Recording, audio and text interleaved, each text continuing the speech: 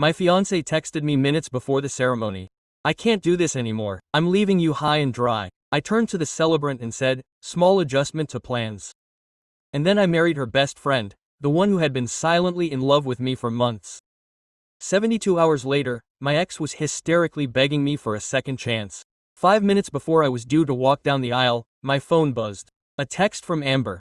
My Vincent, I'm so sorry. I can't do this. I'm rejecting you. I stared at the screen, rereading it 3 times. Texted out 5 minutes before our $60,000 wedding. My witness Brian noticed my face. Vincent, are you okay? It's time.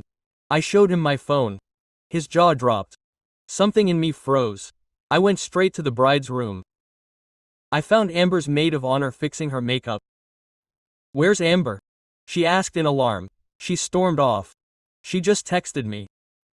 Sarah's face paled. What? I showed her my phone. Her hand covered her mouth. Sarah had been Amber's close friend since college. Reserved, gentle, always in the dark. But I'd noticed details in the past few months. The way she watched me when she thought no one was watching. The way she made up excuses to help with the wedding preparations, subtle gestures that went on a little longer than usual. Vincent, I'm so sorry, Sarah murmured. I answered calmly. I have to ask you something, but be honest. She nodded, her eyes wide. Do you have feelings for me? Her face flushed, her mouth opened, closed, then whispered. Yes. Since when? 2 years, since the engagement party. Tears welled up. I'm sorry, I never mentioned it. Amber was my friend. You would never marry me right now. She looked at me like I'd lost my mind. The venue is already dark. The guests have arrived. The celebrant is set. Everything is ready for a wedding. I stepped toward her. Amber had thrown it all away. But maybe it shouldn't be wasted.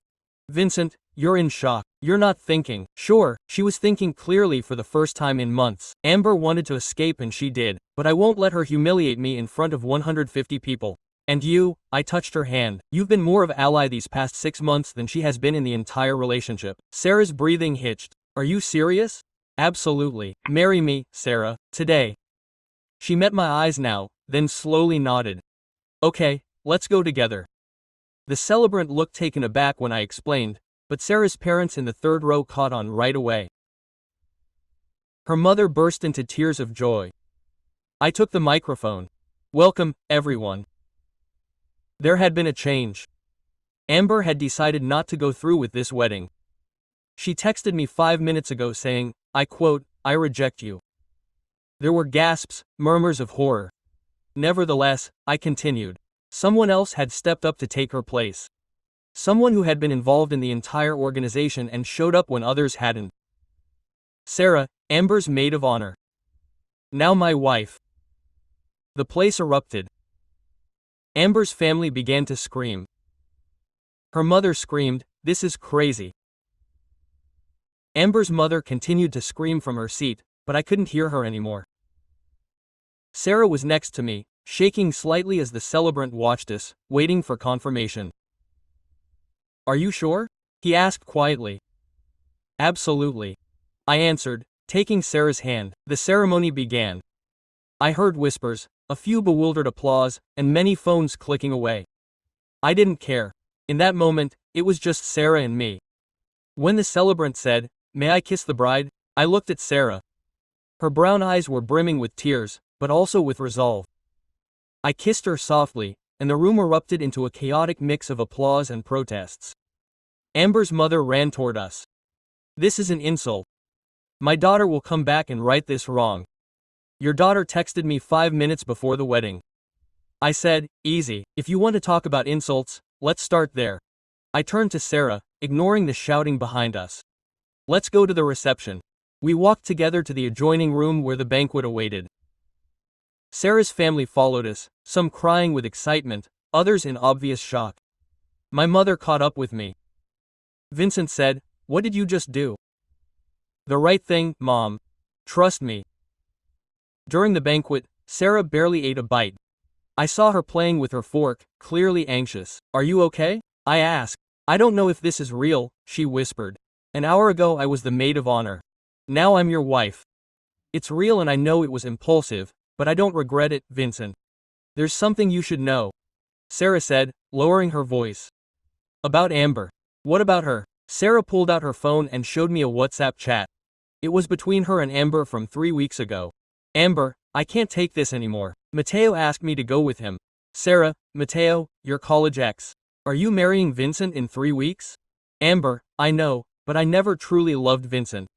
I was just stable, secure. Mateo is different. Sarah, this is crazy. Vincent deserves to know. Amber, if you say anything, I'm ending our friendship. I'm canceling the wedding myself. I just need time to plan my exit. I read the texts twice. I felt my jaw clench. Why didn't you tell me? Because she's been my best friend for 10 years. Sarah was in tears. I thought she'd come to her senses.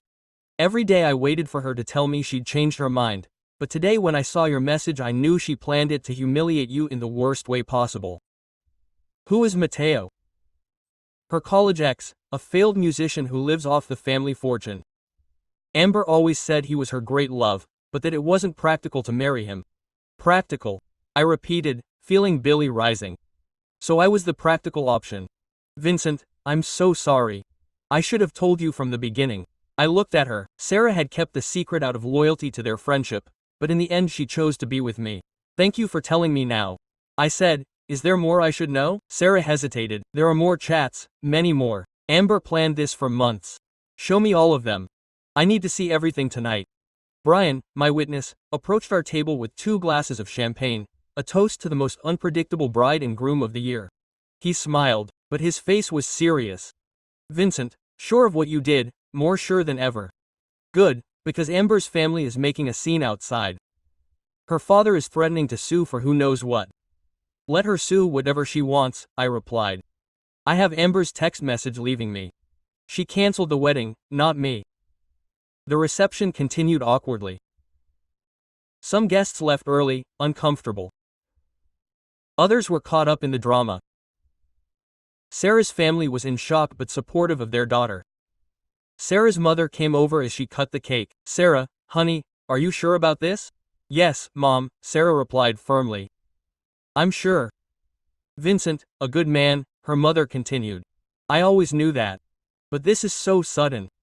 Sometimes the best decisions are made in seconds. I said, I promise to take care of your daughter. When the reception was over, Sarah and I went to the hotel with the bridal suite booked. All under Mr. and Mrs. Parker, my last name. Only now Mrs. Parker was different.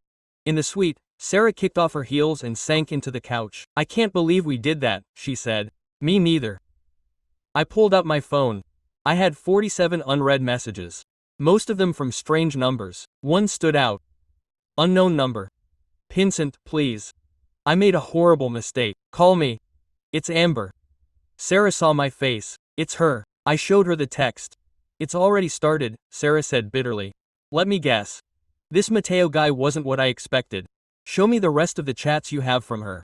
Sarah opened her phone and showed me dozens of conversations. I read them all, feeling worse and worse. Amber had planned every step. She had researched divorce laws.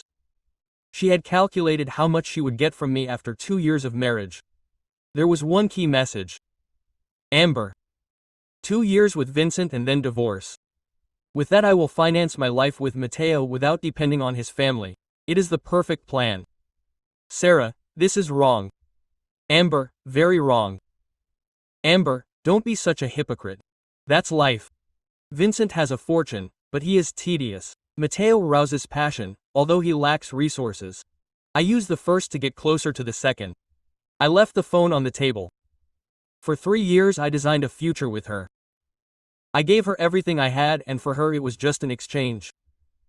I'm sorry, Sarah murmured. I'm sorry I didn't confess to you sooner. You were wrong to keep her secret until now. If you had told me sooner, I would have tried to make amends with her, persuaded her to stay, and ended up unhappy. I turned to Sarah. But now I must know one thing. Why did you agree to marry me today? Out of compassion, she did not answer immediately. Vincent, I have been in love with you for 2 years, ever since the evening of your engagement party with Amber, when you inquired about my job and actually listened to my answer, when you remembered that I prefer my coffee unsweetened, when you supported my proposal at that family meeting, Even though no one else was seconding me, your pupils were glistening with tears. Amber never liked you. I did, and although this began in a peculiar way, my feelings toward you were genuine. They always were. I really observed her for the first time. Sarah was not like Amber. Amber was flashy, loud, always the center of attention. Sarah was calm, attentive, sincere. Do you know what is most unfortunate? I said I spent 3 years with the wrong person when the right one was always around. Don't say it if you don't mean it. Sarah wiped away her tears. I understand today was chaos. I accept if you need space to process it. This connection can be cancelled. Yes, I don't want to cancel it. How? Sarah, I joined you today on a whim, but it was the most sincere impulse I've felt in years. With you, I find peace. With Amber, I always felt I had to try something, to become someone else. I reached out to her. Give me a chance. Give me time to truly discover you without Amber interfering to build something genuine. Are you convinced? More than anything related to Amber. That night we lay in the same bed without touching each other, both of us digesting the madness of the day. But when I woke up, Sarah was curled up against my arm, resting peacefully. My phone vibrated. Another text from Amber. Amber, Vincent, please answer. Mateo cheated on me. He's still married. I have nowhere to go. I need you. I deleted the message without reply and muted his contact. Sarah woke up and looked at me. Everything is fine, everything is perfect. I replied for the first time in a long time. Everything is just as it should be. He smiled and snuggled closer. Outside, the sun was beginning to rise over the city. We had already spent 2 weeks on our honeymoon in Cancun. And despite the fact that everything had started out in the most haphazard way imaginable, I felt like I was finally in the right place with the right woman. The flight to Cancun took off at 6 a.m. Sarah and I arrived at the airport mute, still absorbing what we had accomplished. In the check-in line, a couple congratulated us when they noticed our suitcases with the words, "Just married." Thank you, Sarah said with a tight smile. On the plane, Sarah fell asleep on my shoulder.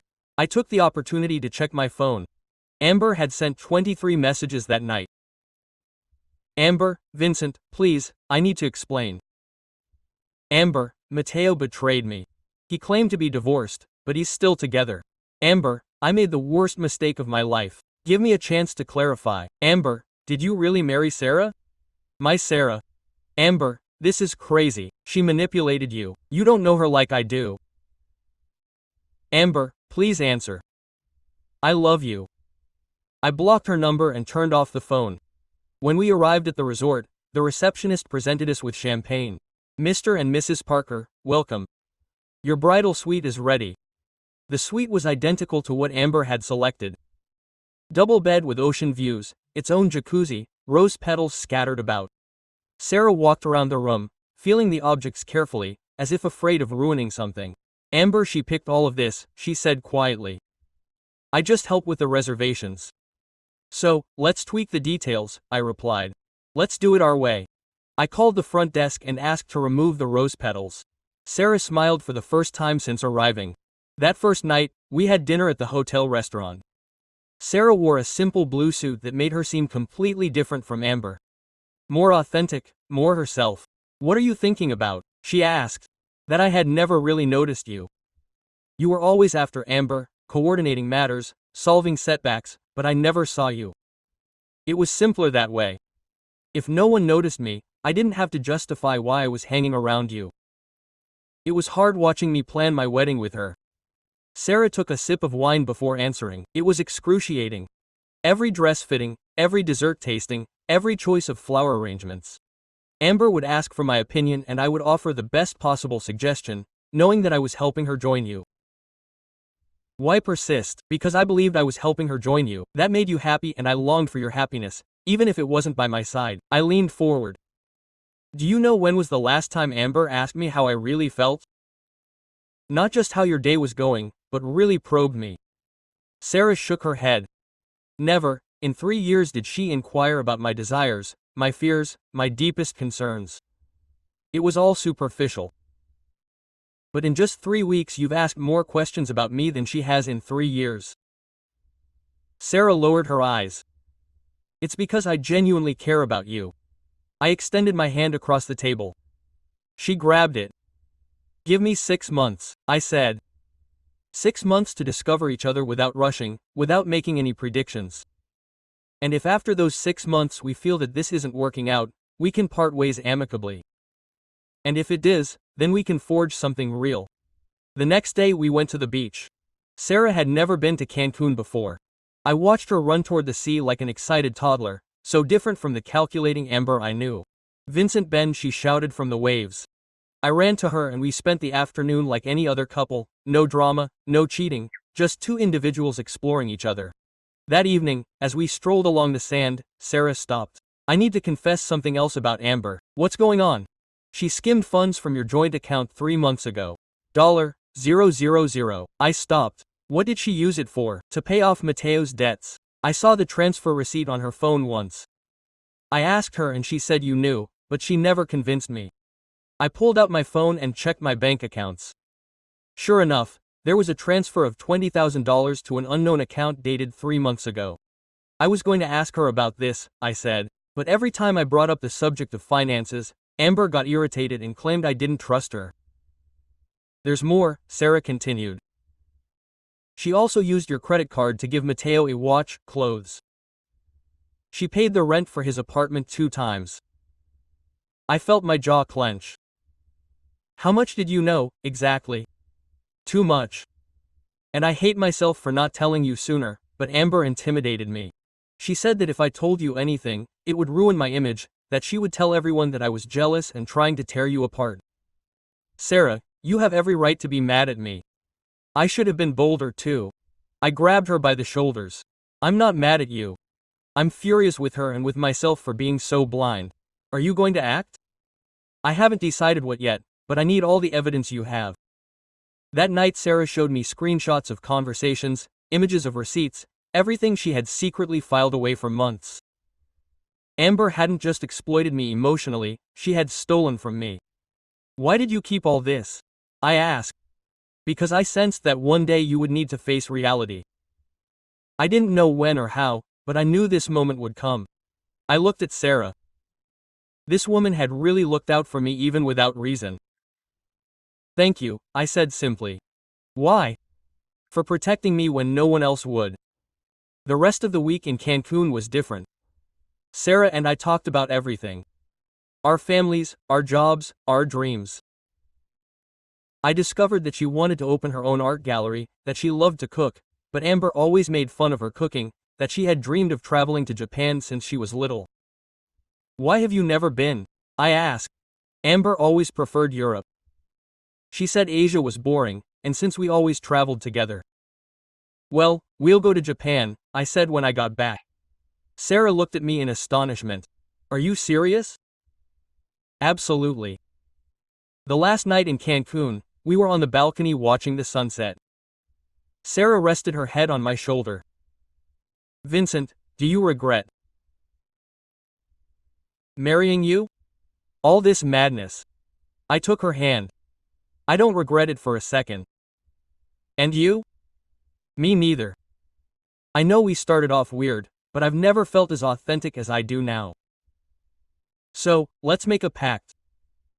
I said, when we get back, let's build our existence, not the one Amber imagined, not the one others expect, ours. I love that pact. That night, for the first time, we slept intertwined, not like strangers sharing a mattress, but as a real couple. The next day, on the flight back, Sarah checked her phone and turned pale. What's wrong? She showed me Instagram. Amber had uploaded a photo of herself crying with a long text. Sometimes the ones you love the most, they betray me. My best friend took the love of my life away from me on my wedding day, but karma exists. The truth always comes out. She had 342 comments, almost all of them supporting her. She's pretending to be a victim, Sarah said with a shaky voice. Leave her alone, I replied. The truth will come out, but in its own time. Sarah looked at me. What will you do? I will live my life with my wife and let Amber wallow in her own falsehoods. By the time we landed, we had 50 messages from friends and family asking about Amber's post. I ignored all of them, except one.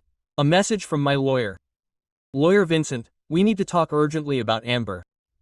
3 weeks after returning from Cancun, my routine with Sarah had found a flow. We would have breakfast together before work. We would have dinner chatting about our days and slowly building something solid. I was in my office when Sarah called me. Vincent texted me, "Does he want to see you?" "Why?" "He says he needs to talk to me. Just the two of us at the coffee shop we were at." "Don't go, I have to go." Sarah's voice was firm. "I need closure on this, and she needs to hear some truths. So I'm coming with you." "No, this is between her and me." I didn't like it, but I respected Sarah's decision.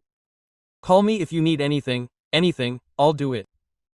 2 hours later, Sarah walked into Milano's cafe. Amber was already there, sitting at our usual table. She looked terrible. Dark circles under her eyes, messy hair, wrinkled clothes. "Sarah," Amber said when she saw her, "thank you for coming." Sarah sat down without saying hello. "Do you have 10 minutes? 10 minutes. We were best friends for 10 years. We were the past." Amber wiped her eyes. "I can't believe you did this to me. I told you all my secrets. I trusted you, and you took Vincent away from me." Sarah laughed. A dry, humorless laugh. "That I took Vincent away from you. Amber, you rejected him by text 5 minutes before the wedding." I was scared. I was going to come back. I just needed time to think. "You weren't going with Mateo. You told me 3 weeks before. You planned everything." Amber paled. I was confused. "You weren't confused. You planned everything. 2 years of marriage to Vincent, divorce, and using his money to fund your life with Mateo. I have every single message, Amber. All of it. Those messages were private. You had no right to, you had no right." Sarah leaned forward. "You had no right to use Vincent. You had no right to steal $000 from his account. You had no right to buy Mateo things with his credit card." Amber opened her mouth, but nothing came out. "Vincent knows everything." Sarah continued. "I showed him every message, every receipt, every lie." Amber spat. "You were in love with him all along. You waited for the perfect moment to pounce." "Yeah, I was in love with him for 2 years. And you know what I did? Nothing, because you were my friend and he was your fiancé. I respected that until you destroyed it. You didn't love him like I did." Sarah let out a bitter laugh. "You never loved him. Vince, you know your backup plan, your walking bank account. I know his favorite coffee, his favorite movie. How he likes to sleep. What makes him laugh. Did you know any of that?" Amber didn't respond. "Exactly," Sarah said. "You spent 3 years with him and you never really knew him. And you did. In 3 weeks. In 3 weeks I've had more real conversations with Vincent than you have in 3 years." Amber pulled out her phone. "Mateo lied to me. He's still married. I have no money. I have nowhere to live. My parents won't talk to me. I lost my job because your little scandal came to my office. That's not my problem. You were my best friend. You're supposed to have my back." Sarah stood up. "I had your back for 10 years. I helped you lie to 3 different boyfriends. I covered up your infidelities. I kept your dirty secrets. But when you plotted to destroy a good man just for money, that's where my loyalty ended. You can't leave me like this. Watch me do it." Sarah started toward the door, but Amber followed her and grabbed her arm. "If you don't help me, I'll tell Vincent the truth. How true it is that you planned all this, that you manipulated the situation so I would call off the wedding, that you were always waiting for your chance." Sarah pulled away abruptly. "Go ahead and tell him that lie, but I've had 2 years of messages from you badmouthing him, plotting to use him, making fun of his gifts. Who do you think is going to believe you?" Amber recoiled. "You're different. What happened to you? I'm done being your doormat, done letting you walk all over me. Vincent taught me that I deserve respect. He'll never love you like he loved me." Sarah smiled, but her eyes were cold. "He never loved you, Amber. He loved the idea of you, the mask you wore. But I know the real Vincent and he knows the real Sarah. That's something you never had with him. This isn't going to stay like this," Amber threatened. "I'm going to get him back, try. But I'm warning you, if you get close to Vincent, if you try to manipulate him, if you post one more lie on social media, I will expose every single message, every single lie, every single theft. Your reputation will be permanently destroyed. I have no reputation to protect anymore. Do you still have a family? Do you want them to know you stole $20,000? That you plan to commit marriage fraud? Because I have evidence of everything." Amber fell silent. "Leave us alone," Sarah said finally. "Rebuild your life. Learn to be a better person, but stay away from us." She walked out of the cafe without looking back. Her hands were shaking as she dialed my number. "How did it go?" I asked immediately. "Good, very good, I think. Are you crying?" "A little, but they're good tears. I closed a door that I should have closed years ago." "Where are you?" "I'm coming to get you at the coffee shop. I'll wait for you outside." I got there 15 minutes later. Sarah was sitting on a bench watching the traffic. I sat down next to her and hugged her. "What did she tell you?" "That she was going to get you back, that I had manipulated everything as usual." "And what did you say?" "The truth. The whole truth. And I made it clear that if she tries anything, we'll expose everything." "Do you think she'll leave us alone?" "I don't know. Amber never accepts losing, but now she knows she's not going to win." That night Amber posted another post on Instagram. This time it was an old photo of her and Sarah with the caption, "Some people change when they try money. My ex-best friend is proof of that, but the universe has memory." Sarah saw the post and sighed. "She's going to keep doing this, right? Leave her alone. Every post makes her look more desperate. I'm afraid she'll try something more drastic." "Like what?" "I don't know. Showing up at your work, at our house, causing a scene." "I know her. She's not going to give up easily." I was right. 2 days later, Amber showed up at my office. My assistant called me. "Mr. Parker, there's a woman here who claims to be your ex-fiancée. She's causing a scene at the front desk." I came downstairs immediately. Amber was screaming in the lobby. "I need to see Vincent. It's urgent." "Amber," I said in a calm voice. "You have to go." She turned to me. Her eyes were red and puffy. "Vincent, please, just 5 minutes. You don't owe me at least to listen to me. I don't owe you anything. I gave you back everything you stole from me through my lawyer.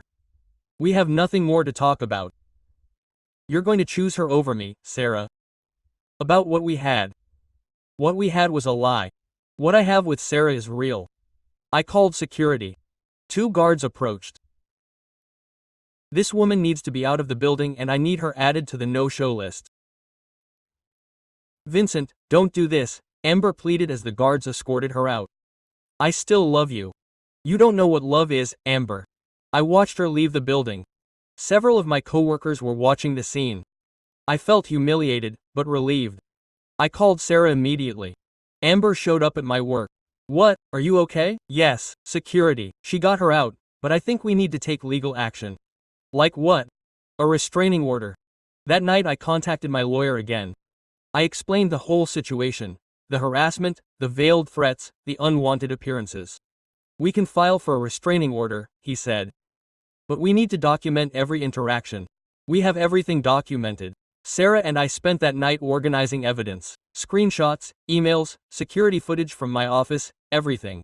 "Do you think this will stop her?" Sarah asked. "I don't know, but at least it will be official. If she violates the order, there will be legal consequences." Sarah was silent for a moment. "Sometimes I feel bad for her." "Why?" "Because she lost everything. Her life fell apart. She broke it herself. We just refused to be a part of her ruin." Sarah nodded, but I saw the sadness in her eyes. 10 years of friendship don't just fade away, even when that friendship was toxic. "You're a good person," I told her. "That's why I love you." Sarah looked at me in surprise. It was the first time she'd ever said those words. "Do you love me?" "Yeah, I found out today when Amber showed up. All I could think about was protecting you, coming home to you, building our life together." "That's love." Sarah started to cry. "I love you too. So long ago we held each other close, knowing that despite the chaos Amber was causing, what we had was real and worth protecting." A month after filing for the restraining order, my life with Sarah had improved considerably. We moved into a new apartment. Far from Amber's memories, Sarah had started working at my company as a marketing consultant, and her talent was undeniable. We were having dinner when my phone rang. It was Brian. "Vincent, you need to see this." "What's wrong?" "Amber posted a video. It's bad." I opened YouTube. The video was titled My Truth about Vincent Parker and Sarah Chen. Sarah's face went pale as she watched it. Don't watch it, she warned. It's only going to irritate you. I need to know what it says. I pressed play. Amber was in the frame. I'm groping. Hi, everyone, I'm Amber, and I have to share my experience. 2 months ago, my best friend Sarah took my fiancé away from me on our wedding day, but there are details you don't know. Sarah squeezed my hand tightly. Vincent Parker manipulated me for 3 years. He kept me away from my acquaintances, he managed my finances, and when I wanted to leave him, he and Sarah plotted to embarrass me in public. This is false, I said with pent-up fury. Sarah always loved him. They set it all up from the beginning. They painted me as the bad guy when I was just a victim, trying to escape a toxic relationship. The video was 10 minutes long. Amber cried, made up anecdotes, and portrayed herself as the ideal victim. Opinions varied. Some supported her, others doubted her. User, something is wrong with this story. User 2, why did it take you 2 months to say it? User 3, poor girl, wealthy men always win. Sarah closed her laptop. We have to respond. We won't do it in public. That's what he's after. Vincent is ruining your image. Your company could suffer. He had reason. The next day, 2 clients called to review agreements. My assistant warned me that reporters were investigating me. I have to consult my lawyer, I said. In the lawyer's office I showed him the video. Quote, this is clear slander, he said. We could charge her, but an open process could do more damage. I propose another plan. What? A discreet counteroffensive. We have evidence of her thefts, her texts confessing that she planned to take advantage of you. We send them to the right people and let the truth unfold. How? I know several investigative reporters. If we give them the entire case with solid evidence, they will act for us. Sarah added. And if that ruins her completely, she ruins herself. The lawyer replied. We just speed things up, I decided. Go ahead. A week later, a story came out on a local news site, El Reverso del Cuento. Evidence reveals marriage scam plot. The story showed screenshots of Amber's texts plotting to use my capital, bank receipts from the looting, statements from witnesses who saw her with Mateo weeks before the wedding. Amber's video was deactivated within hours. The responses on her profiles turned fierce. User, fake. How embarrassing. User 2, you tried sinking a man without guilt. User 3, this is divine justice. Sarah found Amber lying outside our building 3 days later. She phoned me instantly. Vincent is here. I don't know what to do, I'm going over there. When I arrived, Amber was on the floor, her back against the wall. She looked devastated. Vincent said when he saw me, please, just listen to me. I have nothing to hear. I've lost everything. My family ignores me. I can't find a job. No one wants me around. That's what happens when you lie in public. I'm sorry. I'm so sorry. I was distraught. Mateo left me in the lurch and me. And you chose to bring me down too. Amber stood up.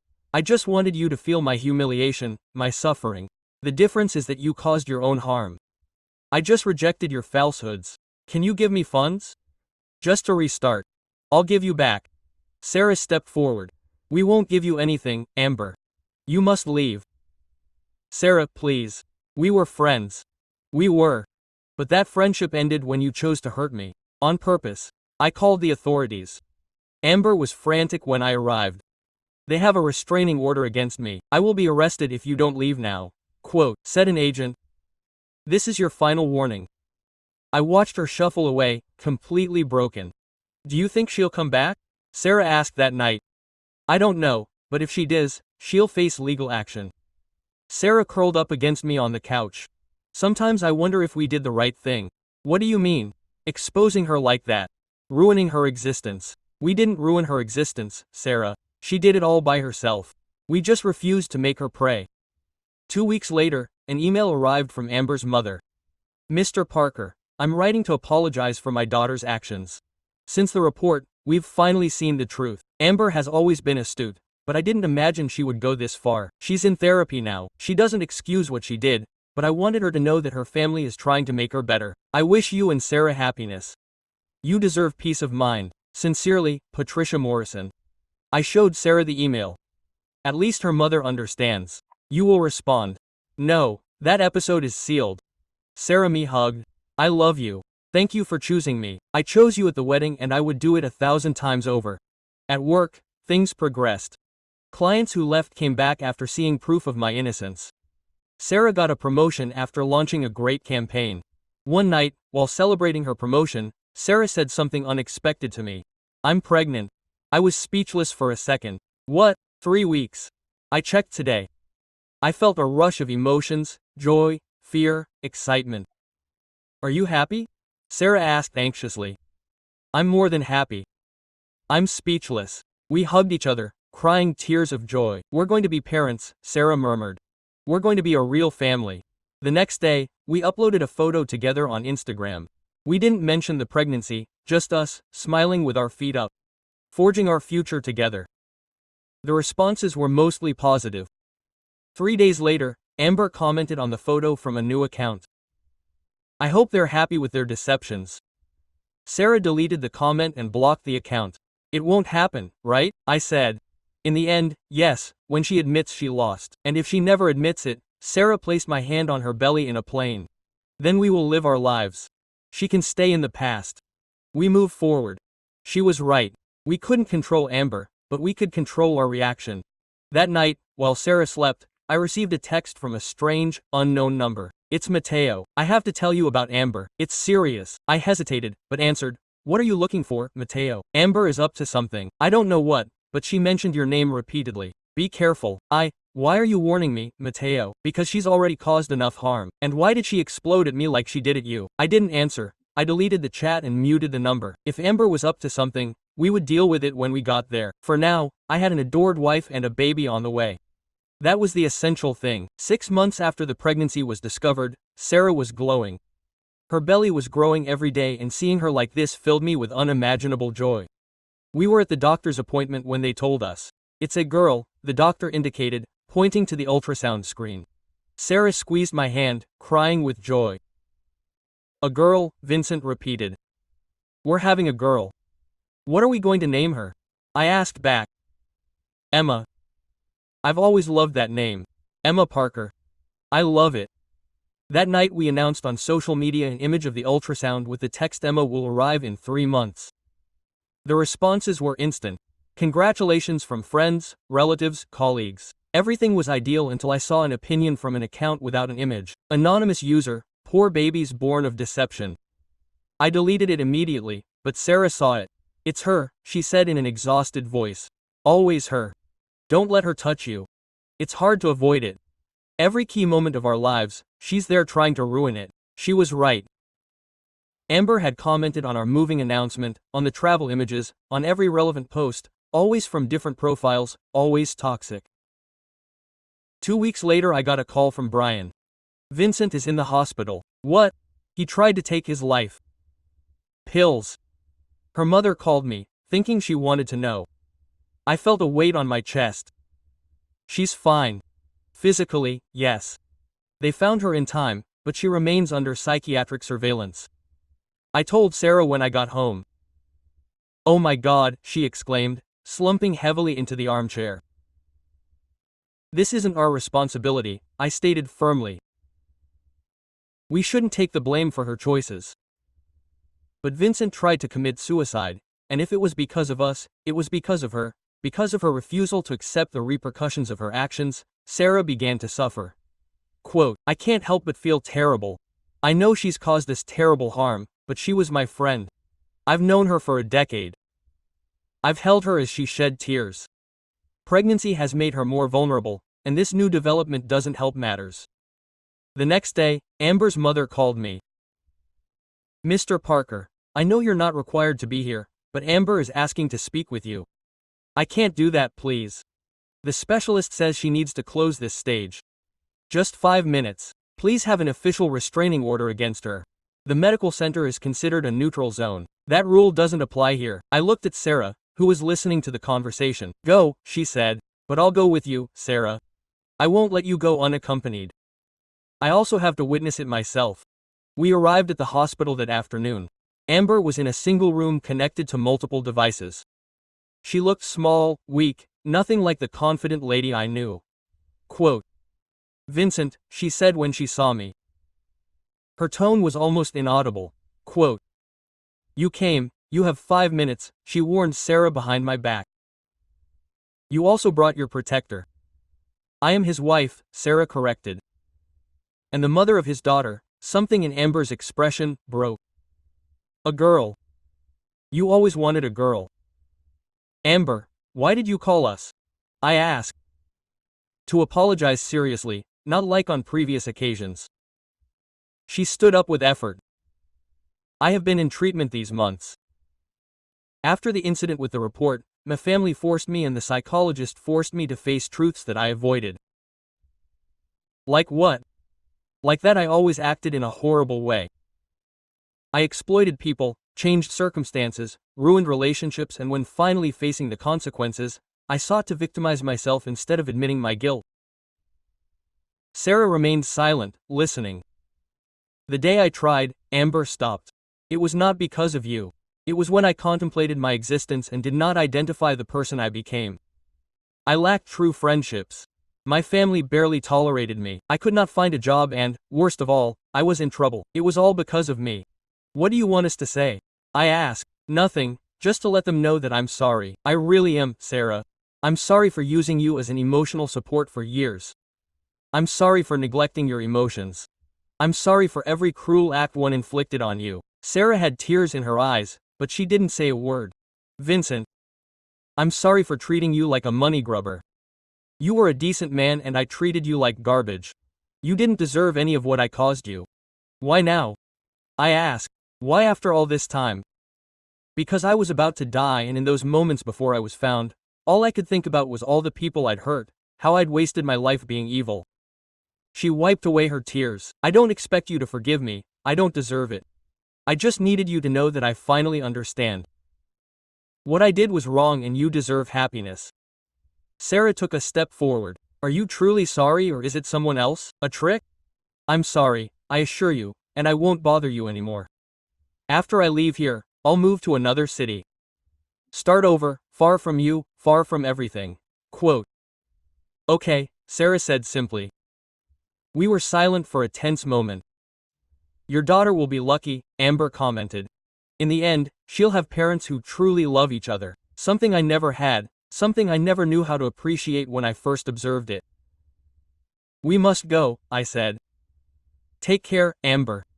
Wait, quote. He called us as we were walking out the door. Sarah, one more thing. Sarah turned around. Thank you for sticking with him, for loving him sincerely. He deserves it. Sarah nodded without saying anything. And we left the room. No one spoke in the car for several minutes. Do you believe him? I asked eventually. I'm not sure. Part of me longs to believe him, but he's fooled me so many times that I don't know if it's true. How are you feeling?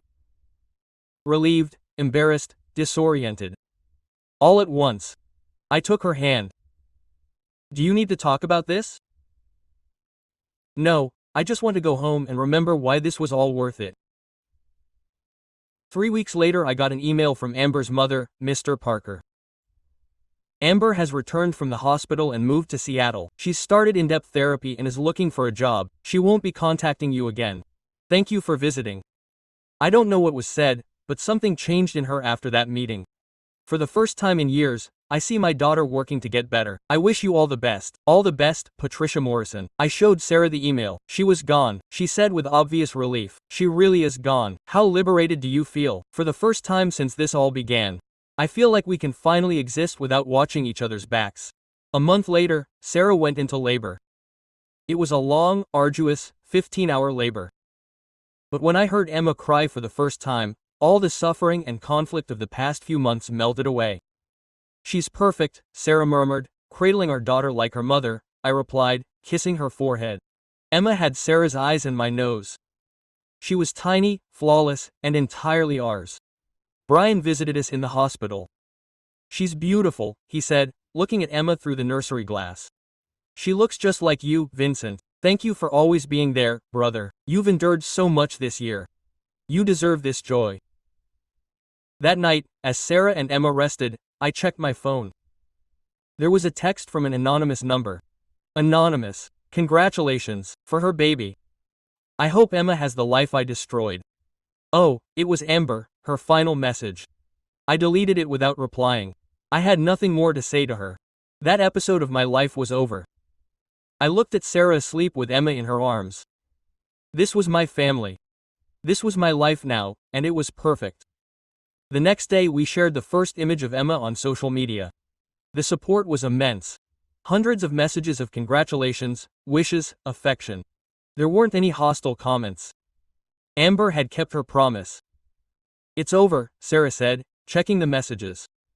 It really is over. Yes. Now our real narrative begins. Sarah kissed me with Emma asleep between us. Our narrative. I like the sound of that. Emma was 3 years old when I first saw her in the park. Amber was sitting on a bench across the playground watching the children play. She looked different, slimmer, her hair shorter, her clothes simpler, none of the exaggerated luxury she was used to. Sarah noticed her at the same moment I did. Vincent whispered, grabbing my arm. It's her. I saw her. What do we do? Nothing. We continued with our day. But Emma ran towards us at that moment, laughing. Dad, look what I found. She was holding a yellow flower in her little hand. She's beautiful, princess. I picked her up in my arms. When I looked back at the bench, Amber was watching us. Our eyes met for a second. She smiled wistfully and stood up to leave. Wait, Sarah said suddenly. I was surprised. Sarah walked towards Amber. I followed her with Emma in my arms. Amber stopped, visibly anxious. Hello, Sarah said. Hello, Amber replied quietly. I only live nearby. I come to this park occasionally. I didn't know you guys frequented it too. We live 2 blocks away. An awkward silence ensued. She's your daughter, right? Amber looked at Emma. She's beautiful. Thank you, I said dryly. Emma looked at me curiously. Who is she, Dad? An old acquaintance. Sweetheart. Amber had tears in her eyes. I thought you had moved to Seattle, Sarah said. That's right. I lived there for 2 years. I got a job, went to therapy, rebuilt my life, but 6 months ago I was offered a position here. Better pay, better opportunities. And you accepted it knowing that we would live here? The metropolis is vast. I thought we wouldn't run into each other.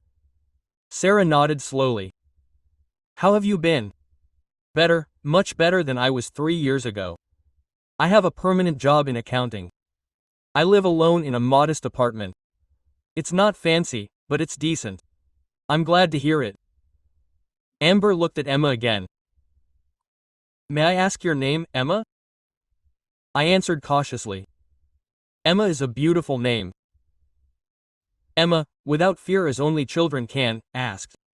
Why are you crying? Amber quickly wiped away her tears. Because I see something very beautiful, a happy family. We are very happy, Emma said proudly. Mom makes pancakes on Sundays and Dad takes me to the park. You are very lucky, Amber smiled. But the smile did not reach her eyes. We should go, I told Sarah. Yes, Sarah hesitated for a moment. Take care, Amber, you too. We're drifting apart. I could feel Amber's gaze fixed on our backs as Emma chattered excitedly about the flowers she'd discovered. Do you think it was a coincidence? Sarah asked that night when Emma was already asleep. I'm not sure, but she didn't seem to be up to anything. She just seemed desolate. She looked so different, so empty. That's what someone who lost everything through their own mistakes looks like. Sarah was thoughtful. Do you ever regret how things ended? I don't regret giving her 3 years of my existence, but I don't regret letting her go either. That's what led us here. I pointed out our home, our routine, our daughter resting in her room.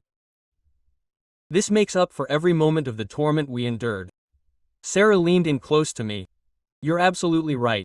2 weeks later, an email arrived at my office. Vincent, I know you didn't expect to hear from me. After we crossed paths in the park, I was reflecting for a long time. I want you to know that I do not intend to barge into your lives again. I understand that this episode is long over, but I must express certain thoughts. I have been in deep therapy since I tried to take my own life. I have worked to understand why I acted the way I did. The truth was hard to accept. Fear. Fear of not being enough. Fear of losing control. Fear of showing weakness. I manipulated people because I believed that affection was an exchange, that if I did not contribute something valuable, no one would stay by my side. I never knew true love until I witnessed what you and Sarah share. I do not seek forgiveness, I do not deserve it.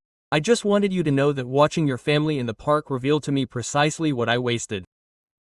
I did not just lose you, I lost the chance to become the person worthy of that love.